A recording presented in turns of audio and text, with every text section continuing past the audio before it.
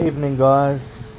It's almost 10 p.m. on a Thursday evening here in Canberra, and I wanted to do a quick update before I wrapped up and went to bed for the night on some of the fruits that were happening in the grow tent, but also some of the anonas that I had, in particular the cherimoyas, and an update because it's been a while since I've updated these cherimoyas. And one of the very first videos that I did in the grow tent was beheading these cherimoyas, if you can recall. So I chopped them down quite low because at the time they were a little bit tall, they were a little bit high and unmanageable in the grow tent, and now they have almost reached the ceiling again, some of these plants.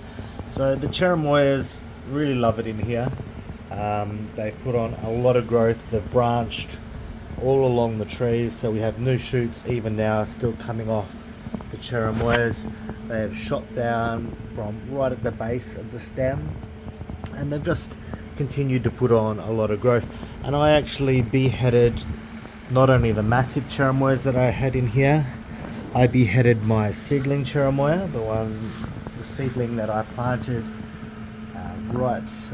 last year when I did this, and I chopped him off as well, so to kind of encourage new growth, and all of this new growth has come on as a result of that. So they're doing exceptionally well. The cherimoyas really do love the tent. As with most of my plants, they are occasionally affected by aphids. You can see on some of these leaves these kind of white flecks. Now, my original theory was that these flecks were the exoskeletons of aphids that had kind of been on the plant and were shedding their scales or whatever it is they do. But now I'm starting to wonder if they might not be spider mites. There's no webbing on these leaves at all, and these white dots are impossible to actually work out what they are. They just look like little fine dust to my eye. Maybe I'll try whipping them under a microscope or something.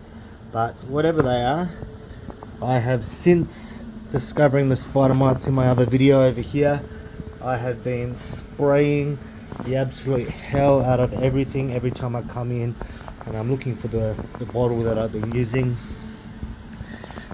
Can't even see where I put it, but I got a high pressure spray and I put some neem oil and other oils in there. I've been using the eco oils and I've been spraying everything down, and the figs that had the webbing on it, they haven't come back. I haven't seen any other mites on here, but I'm going to systematically go through the whole tent and keep spraying them all down just to make sure. And whether or not those little white dots are from aphids or from spider mites, we will destroy these critters regardless.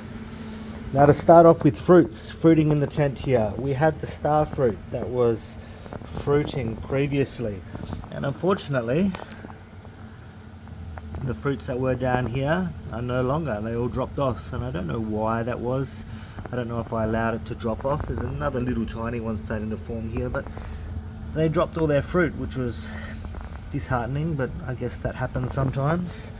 And so I'll keep an eye on the soil. Maybe I'll monitor it to make sure I didn't over or underwater it, and see if we can't get this tiny new carambola to fruit to its full size. We'll find out. On a more positive note,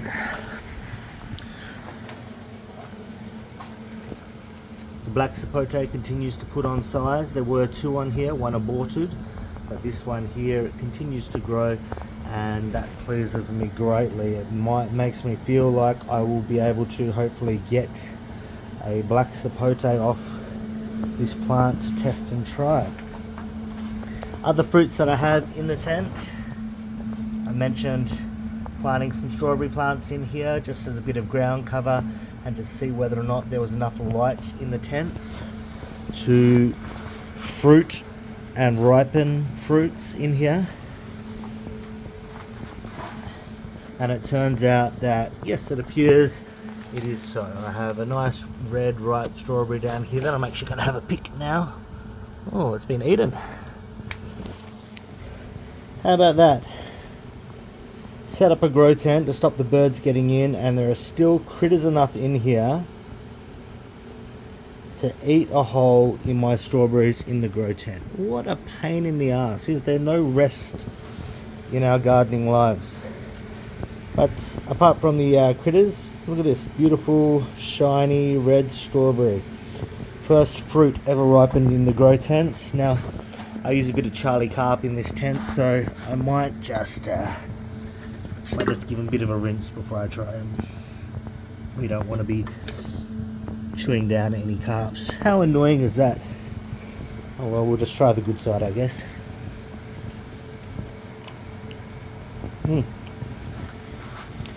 Tastes, unsurprisingly, like a strawberry. Nice. Excellent. Disappointed about the, what could it be? Slugs, maybe? Slugs is my my initial thoughts. Can't think of any insects that are in this tent large enough to do that. But it's good to see that things are ripening. We also had this little anona down here, which I originally thought was a cherimoya, and have revised my opinion and now think it's a custard apple, and that's doing really well and putting on a lot of size as well. And that's sharing a pot with this kwai muck.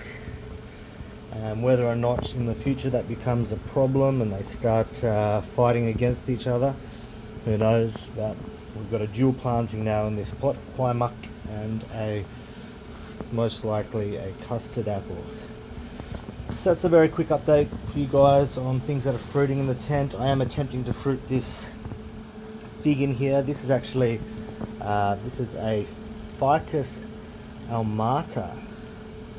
Now it's slightly different to your normal figs, the Ficus or Ficus carica, which is these figs that we see here, the normal common fig.